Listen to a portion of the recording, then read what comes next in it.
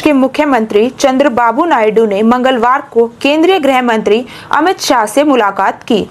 दोनों नेताओं ने राज्य की कई परियोजनाओं और वित्तीय मामलों पर चर्चा की।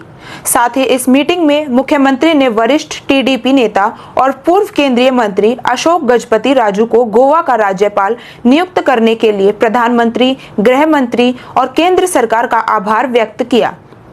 सहयोग से जताया आभार। इसके बाद मुख्यमंत्री ने अमित शाह के साथ आंध्र प्रदेश से जुड़े कई मुद्दों पर चर्चा की। उन्होंने गृह मंत्री को राज्य की कई परियोजनाओं और विकास कार्यक्रमों के लिए वित्तीय सहायता के बारे में जानकारी दी। मुख्यमंत्री ने पिछले एक साल में राज्य के मुश्किल समय में केंद्र के सहयोग के लिए भी आभार व्यक्त किया और कहा कि राज्य केंद्रीय सहायता से अपनी चरमराई अर्थव्यवस्था के पुनर्निर्माण के लिए काम कर रहा है। रिवर इंटरलिंकिंग प्रोजेक्ट का उठाया मुद्दा। हालांकि उन्होंने इस बात पर जोर दिया कि आंध्र प्रदेश अभी भी वित्तीय संसाधनों की भारी कमी से जूझ रहा है, इसलिए केंद्र इस मामले में हमारी और मदद करे।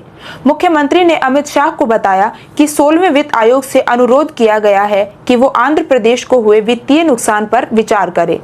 उन्होंने पोलवरम बनकारचेला लिंक परियोजना का मुद्दा भी उठाया, जो राज्य के सूखा प्रभावित क्षेत्रों में पानी की आपूर्ति के लिए अहम है। मुख्यमंत्री ने बताया कि इस परियोजना में पोलावरम से 200 टीएमसी बाढ़ के पानी को कुरुनूल जिले के बनकारचेला रेगुलेटर की ओर से मोड़ने का प्रस्ताव है। अगर ये इंटरलिंकिंग प्रोजेक्ट पूरा हो जाता है तो इससे सूखाग्रस्त रायलसीमा क्षेत्र को काफी फायदा होगा। मुख्यमंत्री ने अमित शाह को आगे बताया कि ऊपरी और निचले तटवर्ती राज्यों को जरूरतें पूरी करने के बाद भी गोदावरी नदी का अतिरिक्त पानी लगभग 90 से 120 दिनों तक लगातार बहता रहता है। उन्होंने जोर देकर कहा कि नदी के रास्ते में आंध्र प्रदेश आखिरी राज्य है। ऐसे में गोदावरी इस अतिरिक्त पानी का पूरा उपयोग करने का हकदार है। एरोस्पेस के साथ डिफेंस सेक्टर बनाने पर जोर। इससे पहले नीति आयोग के सदस्य वी.के. सारस्वत ने मुख्यमंत्री से उनके दिल्ली स्थित आवास पर मुलाकात की। उन्होंने आंध्र प्रदेश में एरोस्पेस और रक्षा उद्योगों की स्थापना पर चर्चा की।